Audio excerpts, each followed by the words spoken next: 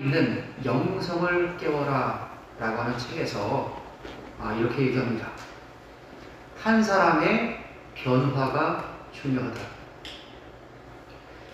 그런 그 책에서 심리학자 로렌스라고 하는 사람의 실험을 이야기합니다. 이 로렌스가 이 송사리류의 그 물고기 한 마리를 잡아서 뇌에 해당되는 부분에 손상을 줬어요. 그러니까 이 송사리가 잘 균형을 잡지 못하고 막 그냥 흔들흔들거리면서 가는 거예요.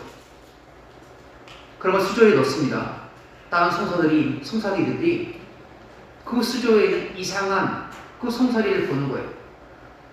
한참 보고 있다가 하는 행동이 그 이상하게 행동하는 그 송사리의 모습을 따라서 그렇게 하더라는 거예요. 그것을 저 책에서 소개하면서 한 마리의, 한 사람의 역할이 굉장히 중요하다라고 하는 이야기를 합니다. 그래서 보통 우리가 늘 쓰는 말 중에 하나가 이것이죠. 세상의 역사를 움직이고 변화시키기 위해서는 한 사람의 변화가 필요하다. 또는 이 역사는 소수의 사람을 통해서 움직여진다 라고 하는 말을 주로 하게 됩니다. 우리 자신도 마찬가지죠. 그리스도 안에서 깨어있는 그리스도인, 자는 그리스도인들은 세상을 변화시킬 수 없습니다. 말씀에 깨어있는 자, 하나님 앞에 늘 깨어있는 그 한 사람을 통하여서 하나님께서는 역사하신다는 것입니다. 내가 깨어, 내가 변화된다면 우리 가정이 변화될 수 있고요. 내 한 사람이 변화되고 깨어있으면 우리 교회 공동체가 변화되는 것입니다. 우리는 성경에서 한 사람의 중요성을 너무 많이 보죠. 하나님께서 에덴 동산을 만드시고 아담과 하와를 만드셨어요. 그런데 아담은 하나님의 명령에 불순종하죠. 그래서 선악을 알게 하는 나무의 실과를 먹습니다. 하나님께서 하지 말라고 했어요. 근데 그것을 어겨서 불순종합니다. 죄가 우리 인간 가운데 들어왔죠. 그러나 한 분 예수님께서 이 땅에 오셔서 십자가 위에서 물과 피를 흘리심으로 말미암아서 그 모든 죄를 씻어주셨어요. 한 사람 아담이 범죄한 것을 한 분 예수님께서 십자가에 달려 돌아가심으로 말미암아서 영원한 생명을 우리에게 주셨다는 것입니다. 하나님께서는 바로 그 한 사람을 통하여서 역사하시는데요. 오늘 본문 말씀에도 또한 하나님의 인도하심을 받은 사람들이 나옵니다. 첫 번째, 우리 하나님께서는 기도하는 한 사람을 인도하십니다. 따라서 하겠습니다. 기도하는 한 사람. 하나님께서 이스라엘 백성에게 말씀하셨습니다. 가나안 땅을 너에게 주고 그리로 들어가라. 그러나 그들은 하나님의 말씀에 불순종하죠. 저기 보니까 저 성벽은 너무나 견고하고 크고요. 우리는 너무 연약해요. 우리 스스로 보기에도 메뚜기 같아요. 난리를 피우죠. 결국은 이스라엘 백성들은 다시 광야로 들어갑니다. 그 가운데 하나님께서 율법을 주시죠. 그대로 행하라 라고 했지만 그들을 행하기보다는 다른 신들을 그들 마음 가운데 둬요. 하나님께서 그 백성을 내가 멸하려 하노라. 그때의 모세가 하나님께 기도합니다. 제발 생명책에서 나의 이름을 지워줄지언정 저 백성을 용서하여 주옵소서. 그의 하나님 앞에서 목숨을 내놓고 한 기도, 그것으로 인하여서 이스라엘 백성은 살아나게 되죠. 하나님께서 뭐 다 아시고 계시지 않았을까 그렇게 생각합니다. 그러나 하여튼 결과적으로 볼 때 모세의 기도, 그 중보적인 기도를 통하여서 이스라엘 백성이 살아날 수 있었다는 거예요. 기도하는 한 사람 너무너무 중요합니다. 오늘 본문에 보니까 기도하는 한 사람이 바로 나라를 구하죠. 10절 말씀 보겠습니다. 10절 공독합니다. 시작. 이스라엘 왕이 하나님의 사람이 자기에게 말하여 경계한 곳으로 사람을 보내 방비하기가 한두 번 아니지라. 아멘. 본문을 보니까 아람 군대가 북이스라엘을 먹으려고 호시탐탐 노립니다. 그래서 아람 왕이 자기의 침실과 은밀한 곳에서 자기 신복들과 작전 계획을 짜는 거예요. 이번에는 이때 이곳으로 갈 것이다. 그러면은 어떻게 알았는지 이스라엘 백성들이 와갖고 거기로 와갖고 미리 친시고 있는 거예요. 다음에 또 보면 이쪽으로 가야겠다 라고 하면 또 거기 또 가 있어요. 10절 맨 끝에 보니까 사람을 보내 방비하기가 한두 번이 아닌지라. 한두 번이라면 야 그거 어쩌다가 마음기거니 그렇게 생각하지 않습니까? 그런데요 한두 번이 아니래요. 그래서 굉장히 많은 여러 번을 거쳐서 이스라엘이 아람의 군대를 막아낸다는 거예요. 왜 이스라엘이 아람의 군대를 막아냈을까요? 그것은 엘리사가 이스라엘 왕에게 말합니다. 왕이시여 이번에는 아람이 이쪽으로 공격해 올 테니까 이쪽으로 가지 마십시오. 왕이 그리로 군사를 보내서 우리가 방어를 하죠. 그때마다 기도하는 한 사람은 엘리사가 그 이스라엘 왕에게 이야기하는 거예요. 그러 했을 때에 이스라엘 모든 백성의 생명을 살릴 수 있었다는 것입니다. 기도하는 한 사람, 바로 그 사람은 나라를 살릴 수 있어요. 누가 나라를 살리느냐? 여러분 정치인이 살리는 것이 아닙니다. 기도하는 사람이 살려요. 중세시대에 존 녹스라는 사람이 있었습니다. 저 사람은 종교개혁한 사람인데요. 칼빈 그 사람과 함께 종교개혁을 했던 사람입니다. 영국에 그 메리 여왕이라는 사람이 있습니다. 너무 살인을 많이 해갖고 피의 여왕이다 라고 하는 별명을 갖고 있는 여왕이 메리 여왕이에요. 그런데 이 메리 여왕이 너무 그 탄압을 하고 신앙을 하나님을 향한 믿음을 갖지 못하게 하니까 그가 와서 또 기도하는 중에 사람들이 찾아와요. 칼뱅과 함께 이렇게 우리가 종교 개혁을 합시다. 이런 것을 가지고 존 녹스가 이것은 바로 하나님의 음성이로구나. 나를 부르는구나. 라고 하여서 그가 용감하게 메리 여왕 앞으로 섭니다. 메리 여왕 앞에서 담대하게 그렇게 외치죠. 로마 교회는 창녀다. 교리든 관습이든 온갖 영적인 간음으로 더럽혀져 있다.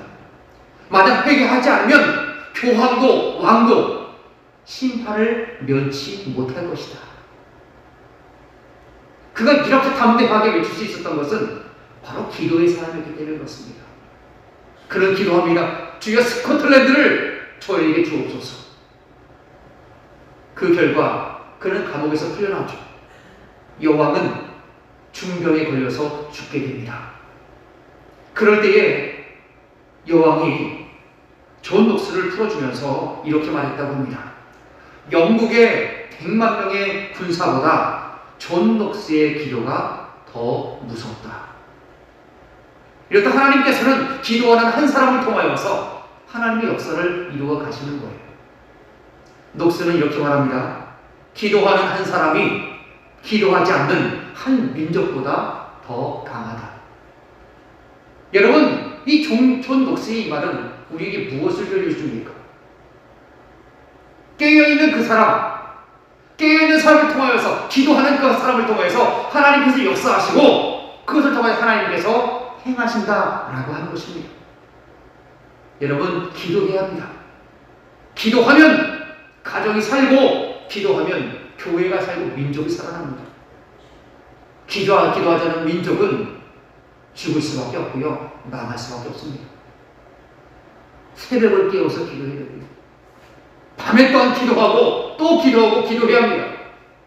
그 바쁘신 예수님께서도 시간을 할애해서 기도하셨다는 것 여러분 잘 알고 계시지 않습니까? 내일은 3월 1일입니다. 많은 선열들이 조국의 독립을 위해서 죽으신 그날, 우리는 무엇을 해야 합니까? 새벽에 나와서 기도해야 합니다. 월삭 새벽 기도가 내일 5시에 이 자리에서 있습니다. 민족을 위해서 기도하기로 작정하고 우리 총회가 함께 온 교회가 기도하는 날이 바로 내일입니다. 여러분 기도하기에 힘쓰기를 바랍니다. 기도해야 내가 살고 기도해야 가정이 살아나는 것입니다. 오늘 기도하는 한 사람을 통하여서 역사하심을 믿고 기도하는 귀한 삶이 우리 안에 있기를 간절히 바랍니다. 두 번째, 하나님께서는 충원하는 한 사람을 인도해 주십니다. 따라서 하겠습니다. 충원하는 한 사람. 아합 왕은요, 자기를 방문했던 그 남유다의 여호사밧 왕을 즐거이 맞아들입니다. 북이스라엘과 남유다가 많이 싸웠지만 그러한 아합과 여호사밧은 사이좋게 지냈어요. 그래서 여호사밧이 아합 왕을 찾아가서 이런저런 얘기를 나누다가 길르앗 라봇이라고 하는 것을 빼앗겼는데 북쪽에 땅이 있어요. 거기는 아주 노충지인데 거기를 빼앗긴 것이 너무너무 한스러운 거예요, 아합이. 그래서 남유다의 여호사밧 왕에게 이렇게 얘기합니다. 우리와 함께 길르앗 라못에 올라가서 함께 그곳을 빼앗자고. 그러니까 전쟁을 하자는 얘기인데 여호사밧의 마음이 하나님께서 어떻게 말씀하실까 그것이 걱정되는 거예요. 그래서 혹시 우리가 하나님의 뜻을 물을 만한 선지자가 없습니까? 그렇게 물어보죠. 그럴 때에 있다고. 400명을 데리고 오고 400명. 얼마나 많습니까? 그 400명이 그렇죠. 올라가면 길르앗 라못을 치유하실 것입니다. 하나님의 그 뜻을 물을 만한 다른 선지자는 없습니까? 또 여호사밧이 물어보니까 아합이 이렇게 얘기합니다. 한 사람이 또 있습니다. 근데 이물라의 아들 미가야인데 그 선지자는 나에 대해서 또한 길한 것을 예언하지 않고 흉한 것만 예언한다고. 그래서 내가 그 사람을 미워한다. 그렇게 얘기하는 거예요. 그래도 왕이시여 데리고 오십시오. 그렇게 데리고 가면서 어떤 신하가 얘기하죠. 제발 좀 그렇게 모두 선지자처럼 그렇게 얘기하라고. 미가야가 왔습니다. 미가야야, 내가 길르앗 라못을 올라가랴 말랴. 올라가서서 그 길르앗 라못을 취하십시오. 아합이 얘기하죠. 야, 내가 언제 똑바로 말하겠느냐? 하나님께서 너에게 무엇을 말씀하시냐? 똑바로 말해라. 그러니까 미가야가 이렇게 얘기합니다. 내가 보니 온 이스라엘이 목자 없는 양같이 산에 흩어졌는데 여호와의 말씀이 이 무리에게 주인이 없으니 평안히 집으로 돌아갈 것이니라. 그렇게 말씀하셨습니다. 길르앗 라못 올라가면 죽는다고 산다는 거예요? 죽는다는 거예요. 그러니 올라가지 마십시오. 근데 400명은 아니래요. 그 400명 가운데 거짓말하는 영이 그 안에 들어가서 아합을 죽이기 위한 것이죠. 그런데 아합은 미가야의 그 충원을 뿌리치고 길르앗 라못으로 올라가서 거기서 죽임을 당합니다. 충원하는 한 사람, 비록 자기가 위협이 되고 자기의 해코지가 온다 할지라도 그 말을 고지고대로 해야 되는 것이죠. 오늘 본문에 보니까 충원하는 한 사람이 나옵니다. 12절 말씀 보겠습니다. 12절 시작. 그 신복 중에 한 사람이 이르되 우리 주 왕이여 아니로소이다. 오직 이스라엘 선지자 엘리사가 왕이 침실에서 하신 말씀을 이스라엘의 왕에게 고하나이다 하는지라. 아멘. 아람 왕이 은밀한 것은, 여기 침실이 하나 나오는데 모르겠습니다. 침실에서 작전 회의를 했는지 모르겠지만 은밀한 것, 아무도 없는 것, 거기서 신복들과만 다 회의를 해요. 지가 갔어요. 근데 이스라엘 군대하고 갔어요. 이런 것이 한두 번이 아니죠. 그러니까 아람 왕의 마음이 어떻습니까? 마음이요, 두려워지는 거예요. 우리 안에 분명히 내통한 놈이구나. 그러면서 화를 내죠. 우리 중에 누가 이스라엘 왕과 내통하는 것을 내게 말하지 아니하느냐? 너희 중에 한 놈이지. 그 놈을 내가 당장 죽여버려야 되겠다. 뭐 거기까지 나왔겠죠. 그럴 때에 그 신복 중에 한 사람이 자기 목을 걸고 왕에게 아뢰는 거예요. 내 주 왕이시여? 아닙니다. 우리는 아니고요. 저기 보니까 이스라엘 선지자 엘리사가 그렇게 얘기한다 합니다. 그들도 아마 엘리사의 기도의 능력을 믿었나 봐요. 그래서 아람이 도단에다가 병사들 보내서 이제 엘리사를 잡으러 보내죠. 충원하는 사람, 만약에 그 아람 왕이 야, 너 무슨 헛소리야. 그런 게 어딨어. 당장 죽일 수 있는 상황이었습니다. 그러나 그 상황 가운데 충원하는 것, 그 상황 가운데 자기에 있는 고스란히 있는 진리를 이야기하는 것, 그것은 굉장히 중요한 것이죠. 우리 안에도 이러한 충원의 마음이 있기를 가길 바랍니다. 옛말에 좋은 약은 입에 쓰지만 병에 이롭고 충원은 귀에 거슬리지만 행실에 이롭다라고 하는 말이 있습니다. 이 말은 사기의 유후세가에 나오는 말이라고 합니다. 진나라의 시황제가 죽었습니다. 그러니 이제 이 진시황제의 압제 아래 있던 여러 나라가 그 진나라를 먹기 위해서 공격하러 옵니다. 그 중에 유방과 항우가 있습니다. 근데 유방이 더 먼저 그 진나라의 그 도읍인 함양에 도착합니다. 가서 황제인 자영에게 그것을 항복을 받아내요. 자기가 거기를 다 차지한 겁니다. 그 나라의 그 수도를 함락시켰으니 유방이 이제 왕이 되는 것이죠. 거기 가보니까 뭐 금은보화, 뭐 살이 진미, 아름다운 여인들, 뭐 그냥 굉장히 많이 있습니다. 유방은 이제 다 이뤘다. 여기서 있자 라고 했지만 그 중에 신하인 바로 번쾌라는 사람이 있습니다. 번쾌가요, 지금 유방에게 간언합니다. 아직 천하가 통일되지 않았습니다. 속히 이것을 떠나서 태상에 진을 치십시오. 유방이 말을 듣지 않아요. 야, 이제 여기가 좋은데 뭐하러 거기 또 다시 가갖고 그렇게 하느냐. 그 말을 듣지 않으니까 또 다른 부하인 장량이라고 하는 사람이 또 유방에게 간언을 합니다. 진나라의 시황제가 백성을 살피지 않고 간신들의 말을 믿었다가 거만하고 쾌락에만 도취돼서 이 패군 같은 서민이 왕궁에 들어올 수 있었습니다. 이제 남은 임무는 천하를 통일하여 잔적을 소탕하고 흩어진 민심을 하나로 모으는 것입니다. 그러기 위해서 왕이시여 과묵하고 겸손하셔야 합니다. 왕께서 간신들의 말과 도물이 현혹되신다면 신나라 시황제와 하나라의 걸왕과 다를 바 없습니다. 원래 충언은 귀에 거슬리고 행실에 이롭고 독한 약은 입에 쓰나 병에 이롭다 하였습니다. 부디 번쾌의 간언을 들으시옵소서. 두 명의 장군이 계속해서 간언하는 거예요. 그래서 유방이 거기서 떠나서 태상에 진을 쳤다라고 하는 이야기가 있습니다.